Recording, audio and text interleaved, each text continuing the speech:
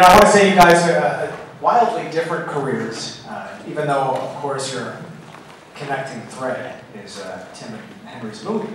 But your careers aren't that wildly different because you started in theater, right, Chris? Yes. Oh, come on, sorry, Edward. It's been a long day. Yes, Ken and I, in fact, we both have done shows on Broadway. Yep. And yes, yeah. So we both have deep theater backgrounds. Ken, your theater background is also your current life, too. That never stopped. Can you talk a little bit about how you broke into theater as a young man in New York, right? Well, first in St. Louis, I was lucky enough to start out at a place there called the Muni, which is an outdoor theater that seats 11,000 people. So I got to watch shows there, which is how I really became associated with what theater was, musical theater in particular. Right. And then I started out there in the ensemble at 18 and got my equity card. That took me to New York. And on from there. Yeah.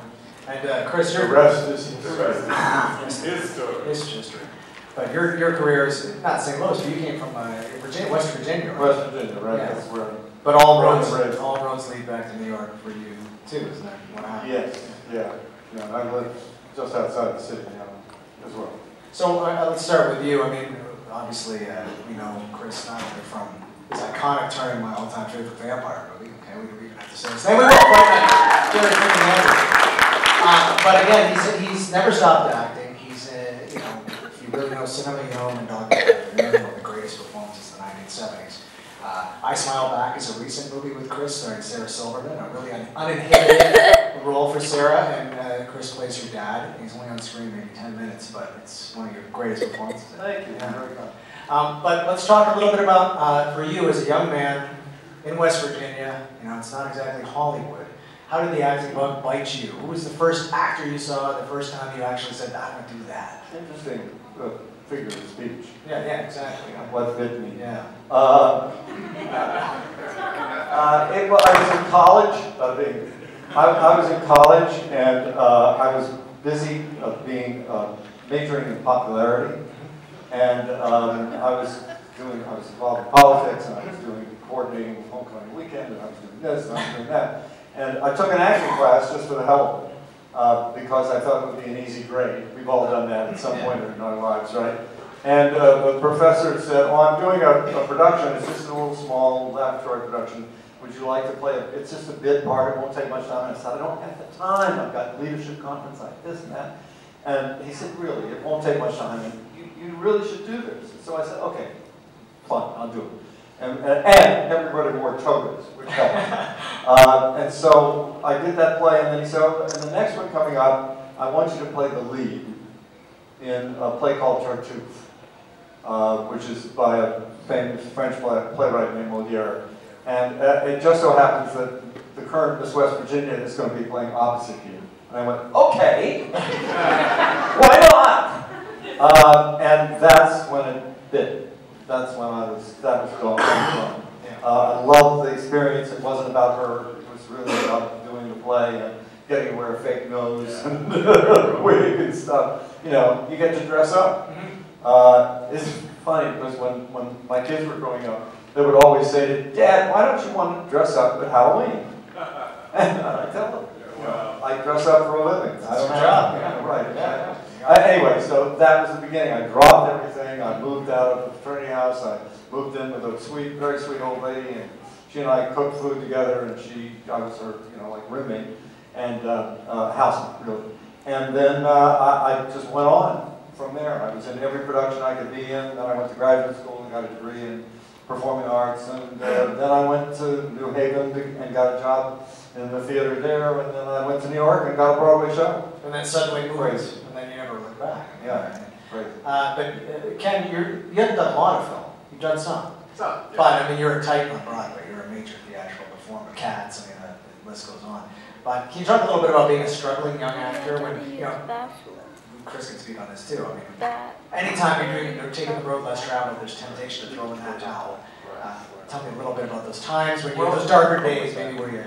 Well, you know, I can honestly say I never considered throwing in the towel. I just never considered it because I went to New York that was it. That's what I went for, to do theater and be in the theater. And no matter how tough it got, it was like, well, what can I do to stay? It was like, how can I leave, you know? But I did have one job. It was very fast progression for me, which I'm always grateful for, but I worked at the Department of Social Services in the Xerox department.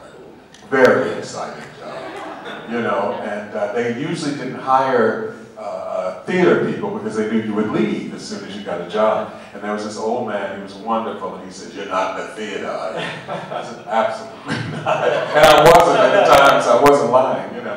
And I did get my first job, which was a children's theater tour of Huckleberry Finn.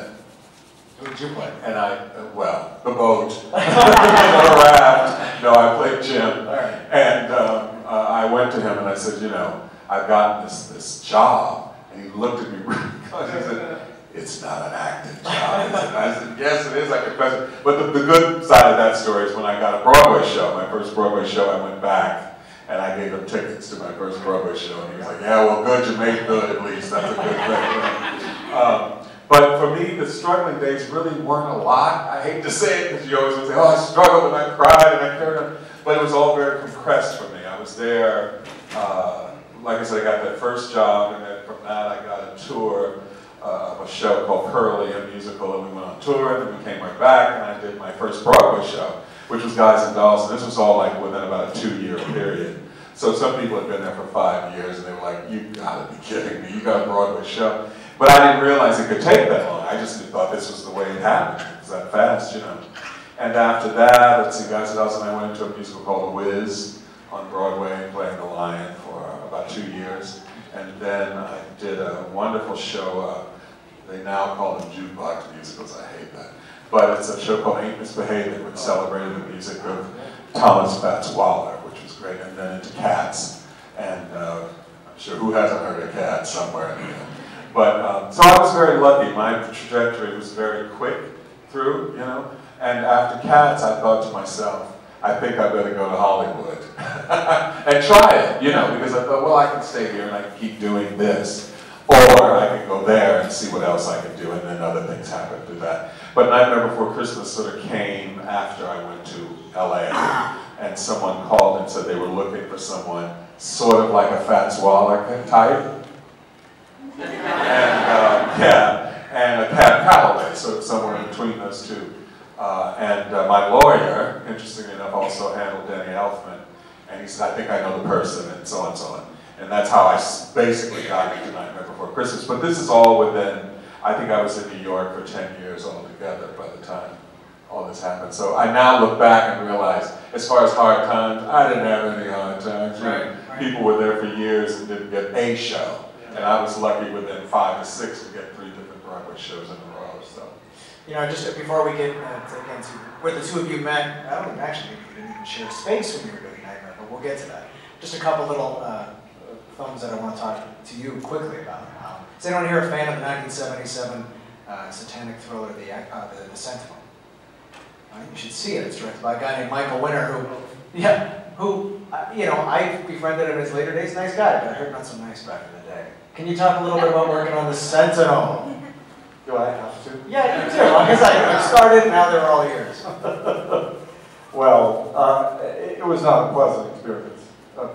I can't think of a moment making that movie where I had a good time. And that's the only movie I've ever made where I say that now. Yeah. Everything else I've ever made, whether they were successful or not, there was something valuable to be gained from it. I gained nothing. Nothing from that. So was that, no, it's okay. So I kind of knew that. So were you disillusioned by acting at all? In fact, I almost quit the business. I decided I had to go on some sort of a walkabout, so I bought a ticket to Kenya. And I literally got on a plane and I flew to Kenya. I talked to a couple of people that I knew who had gone there a number of times. I was going out with a woman at the time who was a friend of somebody who went there every year. And I went to Kenya and I flew into Nairobi and I walked into a car rental place and I said, "Give me a car." And I started driving. And I drove all through Kenya and Tanzania and all just by yourself? By myself. It was nuts. Yeah. It was crazy. And I had a number of very enlightening and extraordinary experiences while I was there. So it was a great thing that I did. Yeah. But it was nuts for me to do. And then you came back and you started movies like Cuba. Yeah. And, several movies before Fright Night. Right. Yeah. Yeah. A bunch.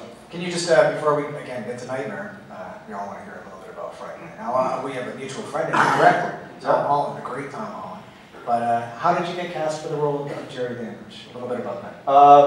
At the time, I was living in New York City, and I got the script, and I had been doing a lot of stuff for a lot of TV specials. I did a couple of Hallmark Hall of Fames. I did a production of Tale of Two Cities. I did an adaptation of a Thomas Wolfe book called Can't Go Home Again, and I thought I was a really hot actor. That I was classically trained, and I was playing Sidney Carton and Charles Jonet in Tale of Two Cities, and I got the script called Fright Night. And I looked at it and I went, this is what is it? This is a horror movie. I can't do a horror movie. I'm a very, high-class guy. And I said, but I have to read it because it's only, it's rude not to. That was in the day when you got a script and you always read it. And so I sat down and read it, and literally within 10 pages, I was like, holy, this is amazing. Yeah, if Hitchcock made a vampire. Oh, and I finished it, and I said, I have to meet these people.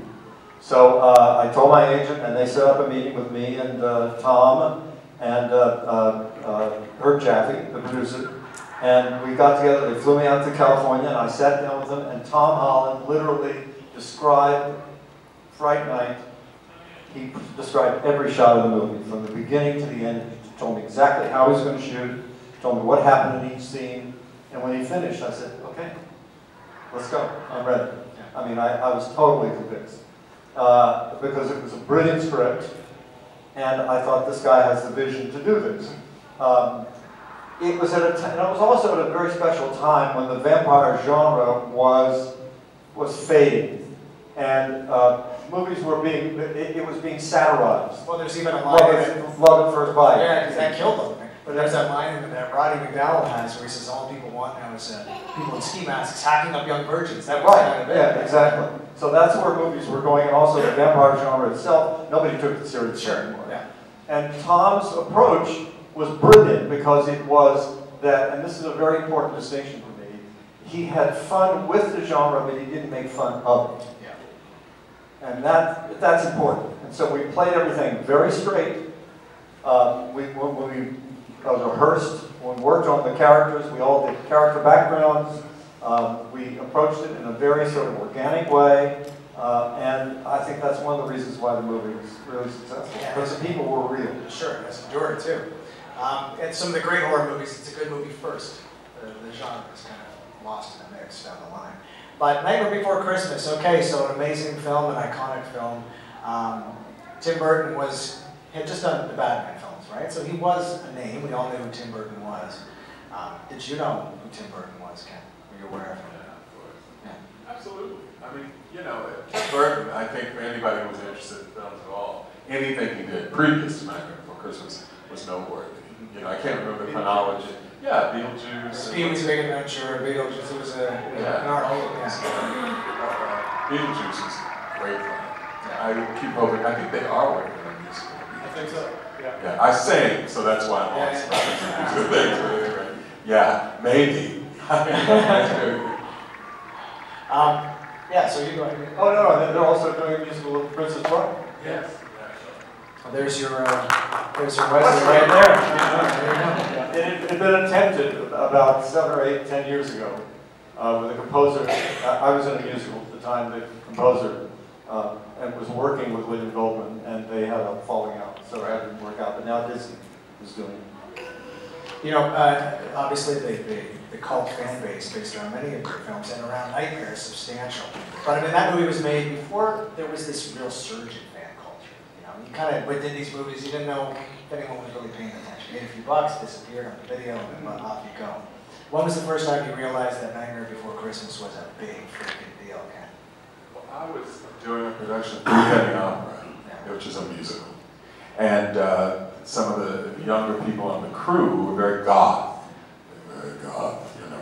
And they came to me and said, "Hey dude, I hear you're like one of the voices in Nightmare Before Christmas." And I said, "Yeah," you know, and they told me that they go to this club, and every night on the weekends, at the end of the night, they play the Oogie Boogie song. And I said, "Why?" He said, "Oh dude, you don't know, it's like really cool, super cool." And from this guy, he started telling me about all the things that were going on that was connected to Nightmare Before Christmas. And I had no idea there was an underground thing at all going on. And it was, I don't know if it was the zenith that is it now, but you know, it was certainly already started long before I was aware of it. So that was the first time I really knew that people were sort of dealing with the film outside of its original, you know, release. Yeah. Similar story to share about being aware of the... I think I became aware of it when they did the 3D version. Oh, right. And they invited me to the opening, and I suddenly realized, wait a minute, they've made the movie. People have been seeing it for a long time. Why are they doing a 3D? It must be popular.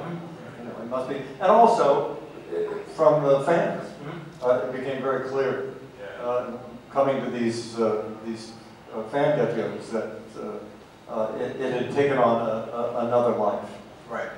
You know, there's always, you know, it comes to Hollywood, it comes to acting, it comes to film, it's always kind of like the wizard behind the curtain. A lot of us don't know really what goes on, what the mechanics are. But it's even, I think, even more shadowy when it comes to what goes on in the recording booth. Oh, some of these things, right? Like it's really secret handshake. But Oogie Boogie, you must have worked very closely with Danny Elfman because you sang. But Chris, you didn't. So let's talk a little bit. You sang. Let's get back to you. But let's talk a little bit about you and your process with Danny. Well, when they originally approached, like I said, through my lawyer, you know, they wanted someone with the qualities they were looking for. They asked me, what would be your take? You know, they showed me the storyboard and blah, blah, blah, blah. And they asked me, what would your idea be for the kind of voicing? And I said to them that I thought, from what I could see, that it looked like something that should be somewhere between the voice of the demon in The Exorcist, and Bert Lahr from The Wizard of Oz. and Danny said, "Oh, wow, yeah." And then, director, Henry Selick. And they both thought, they had not thought about that. I said, if I go too far this way, you'll let me know. If I go too far that way, you'll let me know. So it was really, you know, as you record music especially, you can do it line by line by line. Like we do some of the voice recording. But we took it in sections. And he also, because the song is, I won't say it's a takeoff, but it's certainly an homage to a Cab Calloway song called St. James Infirmary.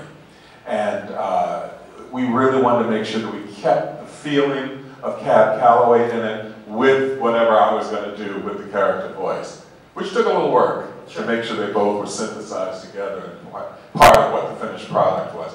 But it was a ball because I loved singing it. It's a great song. And Danny was very open with what I wanted to do and everything. It seemed to make him really happy because I think it's kind of what he wanted to do, but he didn't necessarily have all the facility for that. So it was sort of like his voice through my body, if you will.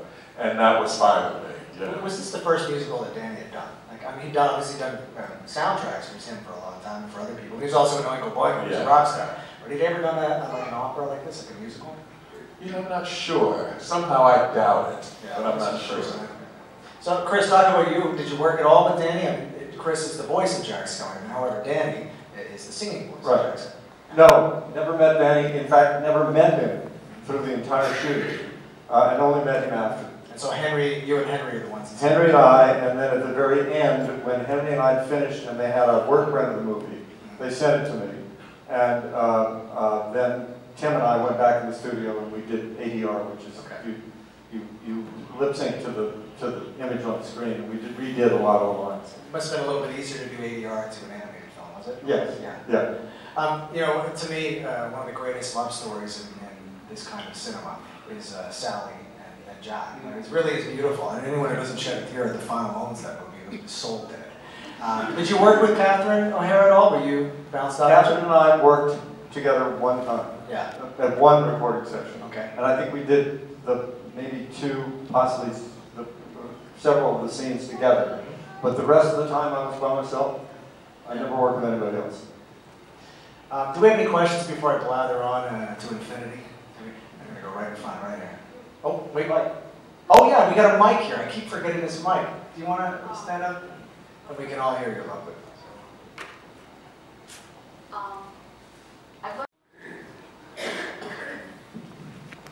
So first of all, it's awesome to meet you guys. I absolutely love the Nightmare Before Christmas. But one thing, like when I'm around voice actors and characters, I like try and see how much I can detect the character's voice in theirs. And I can very much hear Oogie Boogie in Ken's voice, but it's kind of difficult to hear Jack Skellington's voice in like your actual voice. Could you maybe do the Jack Skellington voice? No. It's copyrighted because I do all kinds of things for them. I do, I do voice ringtones, I do the games. So they asked me not to perform it in any other venue other than for Disney in a recording. Thank you for asking. It's a great question. Hi, so my question is about Friday Night. One of my favorite scenes is the club scene when Jerry's kind of taking his control over Amy. And that's the easiest way to say it. What was the process of making that scene like? Like, did Tom kind of have a view of how he wanted it done and you kind of just tweaked it a little bit? Or did you and Amanda kind of go over like, this is how we're going to dance and this is the kind of message we're going to... Well, we didn't create the dance. There was a choreographer. Okay. And the choreographer did the whole thing, and she had choreographed it for both Amy and me, that is Amanda and I, and for Amanda and me. And she also had choreographed it for just Amanda. Because she did, there's a section where she dances in the mirror and you don't see Jerry. Yeah. So that's the way that was put together. It was very highly choreographed. There was no improvisation per se in it. Because also the camera had to be locked off to do it two different ways, with me and without me. So there was no room for error in terms of it's being done differently the second time through, for instance, without me. It had to be done exactly the same way. Okay? Thanks. Yeah. So it was very about the numbers. My question was about the Princess Bride. If you had any fond memories of Andre, or what your favorite part of working on the movie was? Probably just the first 6 weeks we were on location in North Derbyshire, South Yorkshire, in a town called Sheffield. We were all in the same hotel, and we were all, we were riding every day, practicing. The guys were practicing the sword fight every day. Even though that was going to be done later, they had to have that down, again, to talk about choreography. Oh. That was choreographed within an inch of its life. Actually, a funny story that Mandy Patinkin tells is that they rehearsed that forever. And then they shot it on the set. It took, I don't know, probably close to a week to shoot, maybe a little less. He was never injured, never nicked. The only time he was hurt was during the Miracle Max scene, because he laughed so hard he cracked a rib. Is that true? True. Yeah. Because Billy, that was the only part of the movie that was in any way improvised. Billy did, Billy Crystal, every take, something else. Yeah. And they had a very hard time hanging on. That's awesome. Thank you. Thanks, Joe. Hi. Okay, so first of all, I have a sort of a correction and omission. How did this get to reference? Anyways, earlier you mentioned you didn't think that Danny Elfman did a musical. He did.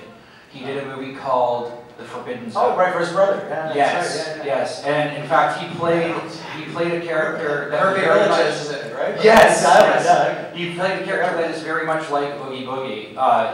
He played the devil. Yes. Second, but now I actually have a question for Ken. So earlier you mentioned that being like a Broadway person, you hear about musicals and stuff like that may or may not be coming to fruition. And everyone knows about, the Spider-Man poo parade and everything like that. And you constantly hear about, oh, Back to the Future is going to be a musical and all this kind of thing. Is there anything that you've heard about that you've sat there and go, that's a bad idea, or that's a really good idea, or whatever? Many things. Good and bad. There's a few things coming down the pike and they're like, oh, please don't do a musical of that. But they are. And there's some wonderful things, you know, that come along that are musicalized that are terrific. It's hard to say because you don't know what will really work anymore, truly. You know, SpongeBob SquarePants is on Broadway now and nominated for a lot of Tony Awards. It's an excellent soundtrack. I'm sure, apparently it is. I mean, I haven't seen it, so I don't know. But when I first heard it, I thought, are you kidding me? And Margaritaville, which is, you know, Jimmy Buffett's music and so forth. So, yeah, I heard that. But so, you know, you never know what's going to work. I think the thing is, now the public's taste is wide and varied, and Broadway has answered that in the sense of bringing to the stage there what people want to see. It used to be a little bit more of what Broadway wanted to create and present to people. Now it's a little more Mean Girls as a musical, and, you know, things like that. So there's a lot of talk that sort of runs like a subterranean river about Nightmare Before Christmas becoming a Broadway musical. Every now and again it sort of rears up and raises its head and then it disappears again. Interestingly, I think that would be actually a great idea. With the advances in stage technology, they really could do it. A few years ago when they talked about it, I thought, well, good luck with that, you know. But now they really could do it and be true to what the film represented and bring it to the stage. I know a lot of sort of renegade productions are done in community theaters and high schools and things. No doubt somebody's probably looking at them all and going, okay, we like that, we'll keep that, we'll take that. I do remember seeing an all-black light version of Nightmare Before Christmas. Oh, wow. Yeah. Yeah, so there's all that to explore, you know. I just hope they do it while I can still, I can still do the movie and move around a little, you know. It's a great question. Awesome. Thank you very much. I had one question for Chris and one for Ken. Ken, what was your favorite song that you did for Oogie Boogie? Favorite song? Well, I really only did one, which is the Oogie Boogie song. You know, I had a little bit in the beginning, you know, and this is Halloween, but it's only like a line, you know. But I have to say, when you get a song like the Oogie Boogie song, you don't need another one, you know. I mean, it's pretty terrific. And it also, in some ways, oddly, with a song that's written that well to be done, it can dissipate the impact by having other ones, you know? So it's kind of terrific that the character has that one great song and it comes where it comes and so forth. But it was only really the one song. And Chris, what was your favorite scene you did? I think the scenes that I remember most were the scenes where I had to scream and yell. Don't ask me why. I just remember them very vividly as Henry directed me, oh no, make the scream longer. Can you howl it way up and then drop it off at the end? Okay, now we need one that's 3 seconds long. Now we need one that's 10 seconds long. Those were fun. I had a good time doing those. Thanks. Thank you, Jack. Hi. Hello. My question is for both of you. How much fun did you have voice acting and just acting in general? Was it fun on set? Well, it wasn't on set, but we had a great time. I mean, it was. Somebody asked me today, like, how was it when you were filming that? Was it fun? I don't know. I wasn't in the thing. But Were you in your pajamas? I mean, let's set up the yeah, scene. nice pair of green pajamas, you know. Burlap with velour inside. You know, I thought it was great because for me, as a child, I was already into whatever we call theater later, you know, whatever we call it when we were children. So it was like playing in your room alone. You know, when you're in your car, you play all the game with all your stuff. That's what it was like, except doing it on a mic and getting paid, which was pretty terrific. But it really was that kind of fun, if you could free yourself up to do that. And I think that's the magic of it, you know, is that although it's work and it's a professional endeavor, that you really do allow yourself to be a child and play. Because I think anything you see that's animated and you hear voices, if the people aren't really playing and really having that kind of fun with it, it doesn't come to life. It just sort of sits there, you know. And I think you can hear at Nightmare Before Christmas, everybody had such, you could tell that they were having a great time, yeah? And it was great for me, because I got to act absolutely ignorant. It was really wonderful. And that was probably as brilliant an answer as I could have ever thought of making, much less making. The process itself when you're voice acting is generally that you're standing in front of a mic and the director and you are basically doing things over and over and over again. So the challenge is, do it differently. Let's do 3 takes of one line, but do them all differently. So it really kind of fires your imagination, and either you go, oh my God, what do I do the next time? Or you just improvise, and you just go. And that's the fun of it. That's what voice acting is really a lot of fun, because you just go, okay, what the hell? I'll just let it rip. And it ends up being quite a wonderful process. Did it take you some time to get there? I mean, if you think of acting, especially screen acting, it's all the little movements, it's all the inner voice and all that stuff. But did it take you a while to kind of get into that groove of just abandoning yourself? It wasn't hard because we had the advantage of the storyboards. We had the advantage of seeing what the movie was going to look like. So you get a sense of that this is not reality in the sort of normal, everyday kind of kitchen sink manner. This is extended reality. This is big reality. This is major. Get out there and just go for it. Thank you. Thank you. Okay, this question is for both of you. Usually when a voice actor first sees their character, they go through a number of different reactions.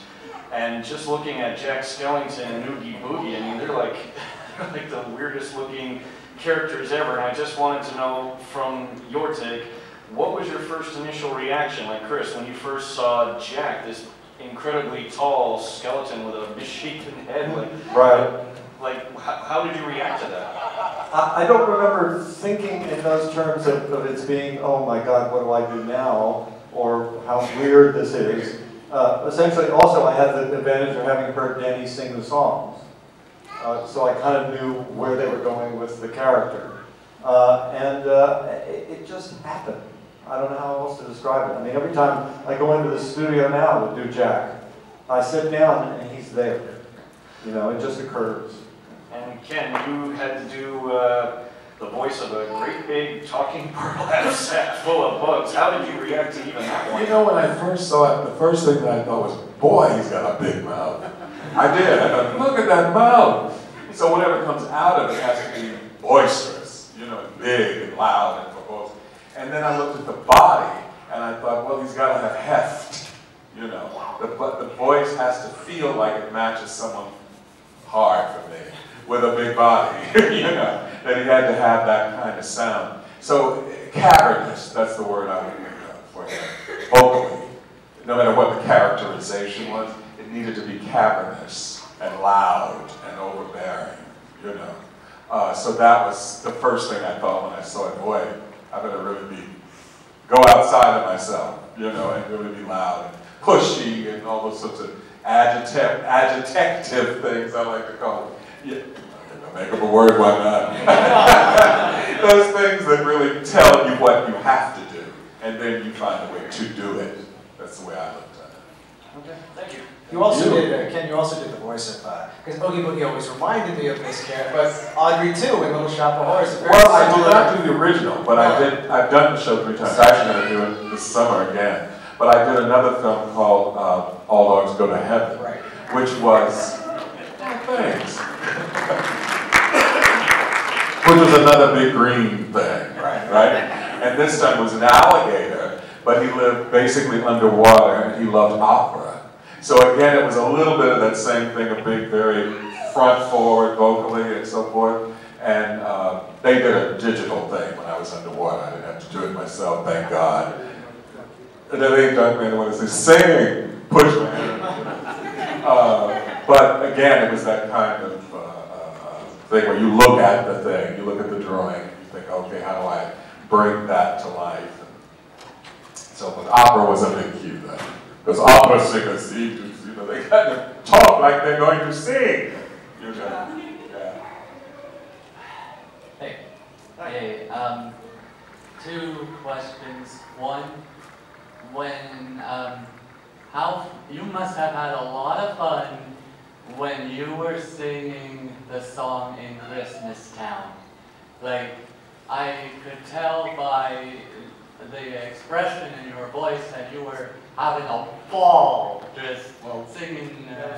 Yeah, that was, Chris, that was actually the speaking voice of Jack, and it was a composer. Danny Elfman did the singing voice. Then, seamlessly though, right? I mean, yeah. But he had a ball, like. Yeah. And how, like, I know the Oogie Boogie song takes place in a casino, like, floor. How, like, you must have, when you were singing the Oogie Boogie song, you probably never thought that it would be that the scene that Oogie Boogie would be dancing and singing that song. Well, you know what helped? I think what they did when I was recording, because they still had to do the animation of it after the recording, is they watched me. I didn't know they were doing it until later on when I saw film that they had been filming me singing. Which they often do. Yeah.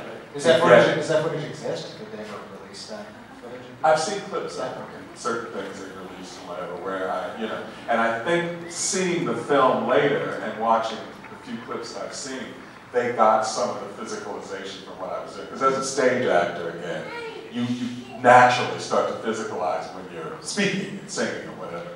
And from the singing of the song, I think they looked at some of the things I was doing, because there was a couple of things that really made me laugh. So I thought, oh, that's really me. Clever people, And, but it was a lot of fun that way, because they really did capture a lot of it. So it was good fun for everybody. Yeah. Thanks a lot, man. Thank you. And that kind of happens, I think, often in animation. They do a lot of filming of the actors actually doing the voice, and it helps in terms of the way they animate. You also played Dracula. Was that your only vampire was Jerry Danners? You were Dracula in Teenage Mutant Ninja Turtles. Oh, right. Yeah. I forgot about that. Yeah. Were you cast because of Dandridge? I mean, I haven't seen the episode. I think I was cast because I'd done and also I loved doing the Bela Lugosi voice. Oh, right. Yeah. Well, I love it. Yes, ma'am. How is it like to be Al Pacino's wife? This is the best question of the day. How is it like to be Al Pacino's wife? Yes, man. Yes. Have you seen Dog Day Afternoon? It was like an amazing role, really, because there weren't too many transgender people represented in mainstream Hollywood movies. Chris is one of them, if not the first. I probably did. So that's amazing. That's a great question. Yeah. What was it like? Well, you sort of play it like you're in a relationship with somebody and you're having a bad time in the relationship. You haven't probably had that problem yet. but I think most of the adults in the audience have. And I had, at the time, been through a failed marriage, so I knew what that was like. And that's basically what you do. You're in a bad relationship, and what do you do about it? Right. How do you deal with each other? What do you talk like when you're talking to each other? Attica, yes. Thanks, man. Welcome. Hey guys, I'd like to thank you guys for coming to an event like this. My daughter got a kick out of meeting Ken earlier. Is there somebody that you have met through your career that you were really excited to meet, or is there anybody that met you that you could tell was super excited? Your sister.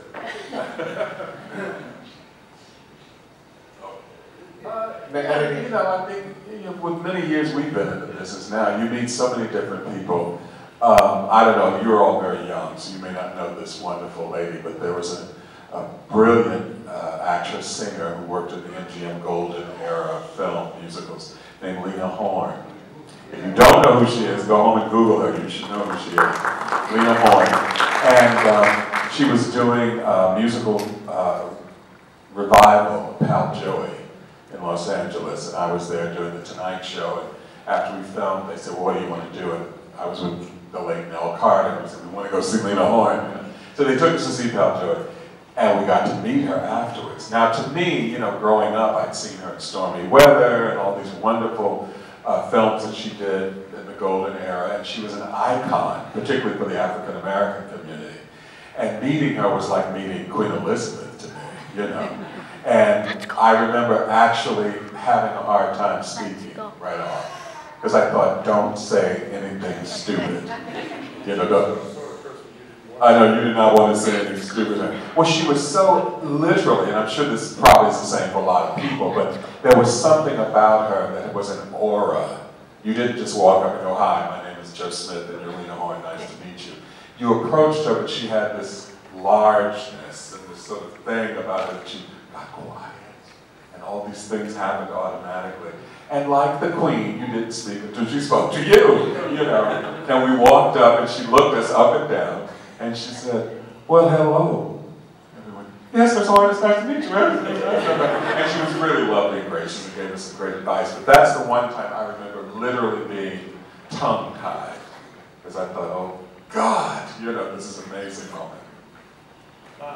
I can sort of bring this around to Fright Night. The first time we sat down and started rehearsing was Fright Night, and there was Roddy McDowell. Yeah. And I had been a fan of National Velvet. I'd been a fan of How Green Was My Valley, which was Roddy's first movie when he was like 6 or 7 years old. If you have never seen How Green Was My Valley, you must see it. It's one of the great American films ever, directed by John Ford. He was like 6 years old, and he was Hollywood history, yeah, really. So it was a thrill to sit down and talk to Roddy and hear stories about Hollywood, and he would talk about stuff like this all through the shooting of the movie, or when you went over to his house for dinner. You know, Elizabeth Taylor was sitting at the next, yeah, I mean, it was crazy, the people he knew.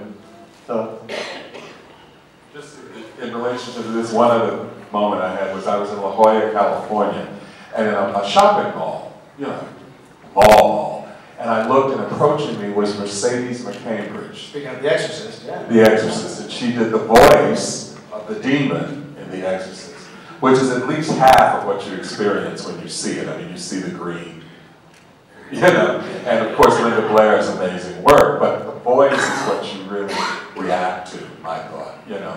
And I saw her approaching me, I thought, once in a lifetime this is going to happen. And she did not look like she wanted to be bothered, you know. And I thought, no, I'm not letting this pass by. So make a long story short, I went up to her and introduced myself, and she was very, you know, like, oh God, leave me alone in La Jolla at a mall, I don't want to be bothered. And I told her in a short way that I thought her work in The Exorcist was not only brilliant, but deserved an Oscar, because no one has ever received an Oscar for voice work. It isn't that often that there's that kind of opportunity, but that was one of the opportunities. Because as an actor, or the things we're talking about, her performance made such a difference to that film that it deserved to be, and I said this to her, it worked. And you know, we started talking about it, and I told her some things I thought about the work, and different impacts that it had as far as the actual character in the film. And she grabbed me by the arm and she said, you understand. You really did, I'm not joking. And I think, Jesus Christ, you know. But that was one of those times, because she's my hero as far as voice work. There is no other work, in my opinion, that matches what she did in that film. Nice. I would love the fact that you were hanging out with Nell Carter. I'd love to hear some Nell Carter stories. Oh. I was a big Give Me a Break fan as a kid. It's really cool. She's amazing. Thank you both for coming. I think that I can speak for a lot of us here that you are inspiring for us, being able to meet with you and talk to some of you. Apparently, very inspiring. Right, well, and I think you also answered a lot of the questions I had. But as a theater educator, I have to ask what kind of advice you would have for aspiring actors, whether in voice work or in musical theater, because they teach both. Get with the best people you can get with and work with them. Education, theater education is a wonderful thing, but there's nothing like experience doing it. Be in plays wherever you can, particularly in the theater, because that's a great way to get, you know, as a springboard for whatever kind of acting work you want to do, in mind. And also go to school, because your job as an actor is to reflect the world. And you can't reflect the world if you're myopic, if your focus is just on acting. It has to be also on watching people, what people do, understanding politics, understanding what athletes do, understanding, because you're going to have to play all those people at some point in your life. Yeah, I would agree. I think the thing I've always said to students is take advantage of the opportunity you have to study, because that's the foundation you're building on, you know. And then when you, as Chris said, you know, I've learned probably the most that I know from other actors and directors and writers and people that I've gotten to work with. And if you're really open and keen, you pick up so many things. How someone approaches a character, how a director directs. I had an opportunity to work with Trevor Nunn, who's one of the great directors, I'm sure you know. And just sitting with him in a room, watching how he dealt with each actor was like a master class, you know, that I took away with me. So when I've been not fortunate enough to direct things, I said, I'm going to pull that trick out. Trevor trick, you know, speak quietly, and everyone will listen. You know, things like that. And so I think the all in all of it is just always, as Chris said, absorb, absorb, absorb, absorb. There was a wonderful lady, I think we both knew, less than Chris probably, named Marion Seldes, who was a brilliant actress in the theater. No? Yeah, but she just passed away about a year or two ago. And she was one of those classical actresses, which we don't have a lot of in the American sense. You know, there's a lot of, you think of the British actresses and so forth, but she was one of those that we have and had. And in a conversation with her, she spoke about the idea of living. She said, darling, if you want to be a great actor, you have to live. And that was simple, but the best advice you could possibly have, just like Chris said. You have to live, you have to absorb, and you have to put yourself out there to absorb.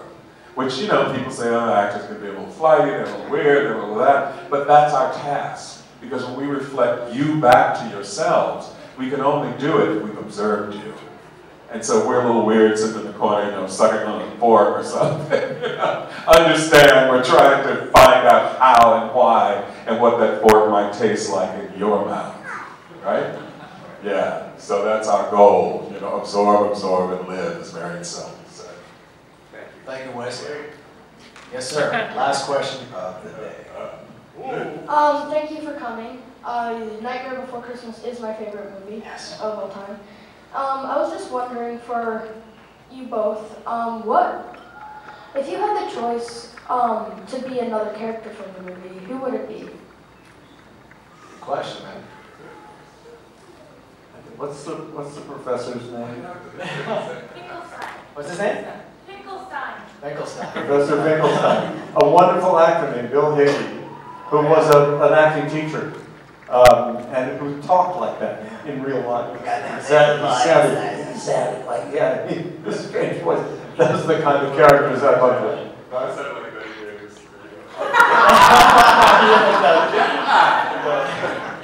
Yeah, that would be the one for me. Yeah, me too. Yeah, that's great. Just before we got a quick question just for Chris, just because to tie it in, because your heart, yes, thanks, man, that was amazing. Your hard presence is strong. And just a question about one of the great presences and architects of the genre. And that's Dan O'Bannon, who co-wrote Alien, directed Return of the Living Dead, but he also directed you in a little known movie called The Resurrected. Just before he passed, but any quick memories of things to share about Dan? It was hard to nail down any specific memory about Dan because he was ill when he made The Resurrected. So I didn't really get to know him terribly well. So I wish I could provide more information about him, but he was very opaque at that time. He was not feeling well all through the shoot. All right, well listen, on behalf of the Comic-Con, on behalf of myself and everybody in this room, I want to give it up for Chris and Ken, and thank you very much. The spirit moves you. Yes. Thanks, guys.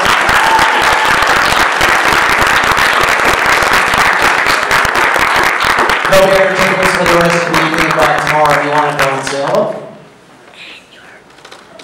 And you're welcome for telling you about